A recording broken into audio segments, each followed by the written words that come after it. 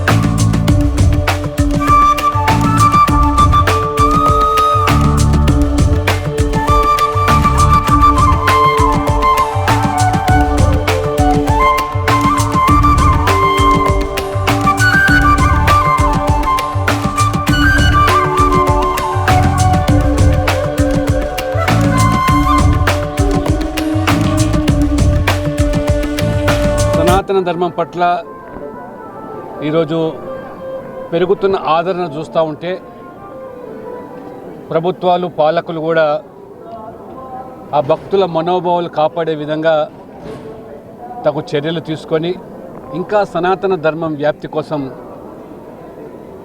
కృషి చేయాల్సిన అవసరం ఎంతైనా ఉన్నది. జనవరి 22 చరిత్రలో సువర్ణాక్షరాలు లిఖించేటువంటి రోజు. అది 500 సంవత్సరాల సుదీర్ఘ పోరాటము అనంతరము మరి 140 కోట్ల ప్రతినిధిగా మన ప్రధానమంత్రి నరేంద్ర మోడీ గారు రాముల వారి యొక్క బాలరాముని యొక్క ప్రాణ ప్రతిష్ఠ కార్యక్రమంలో పాల్గొనడం నిజంగా గర్వంగా భావిస్తున్నాం. సనాతన ధర్మం పట్ల ఇదైతే ఇవాళ వక్రీకరించి వక్ర భాషను చెప్పుతున్నటువంటి వాళ్లకు కనువిప్పు కావాలి.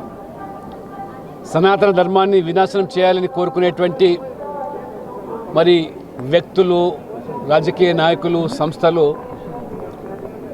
ఆ సనాతన ధర్మాన్ని వినాశనం చేయడానికి పూర్వం కూడా అనేక మంది ఔరంగజేబులు మొదలుకొంటే తుర్కిషులు, ఏ రకంగా మొఘలాయులు చేసినటువంటి కుట్రలు, పన్నాగాలు, మందిరాలను ధ్వంసం చేయగలిగినారు. కానీ ప్రజల్లో ఉన్నటువంటి ఆ విశ్వాసాన్ని వాళ్ళు తొలగించలేకపోయారు.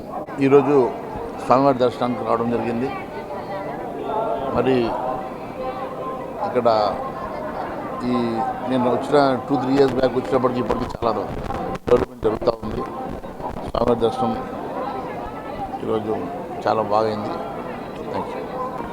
కాంగ్రెస్ షర్మిల గారు ఇక్కడ ఎంతవరకు ఇంపాక్ట్ చేస్తారో తెలంగాణ ప్రాంతంలో అయితే వారిది ఎలాంటిది కూడా లేకుండే మరి ఇక్కడ ఏమన్నా బహుశా ఈ వైఎస్ఆర్సీపీ మీద కొంచెం ఇంపాక్ట్ ఉంటుందేమో అనుకుంటున్నాను. దానివల్ల తెలుగుదేశానికి ఏమైనా లబ్ధి జరగవచ్చు అని అనుకుంటున్నాను. షర్మిల గారు కాంగ్రెస్ పార్టీ అధ్యక్షురాలుగా గతం కన్నా కొంచెం బెటర్ పర్ఫార్మెన్స్ ఉంటుందేమో కానీ ఇక్కడ ఏమన్నా సీటు గెలుస్తారైతే భావించడం లేదు. ఇది బహుశా మరి ఇది ఒక కాన్స్పిరసీ ఏమో మళ్ళీ జగన్మోహన్ రెడ్డికి ఆల్టర్నేటివ్గా మరి తెలుగుదేశాన్ని గెలిపించడానికి ఇది ఒక కాన్స్పిరసీ అని కూడా అనుకుంటున్నాను.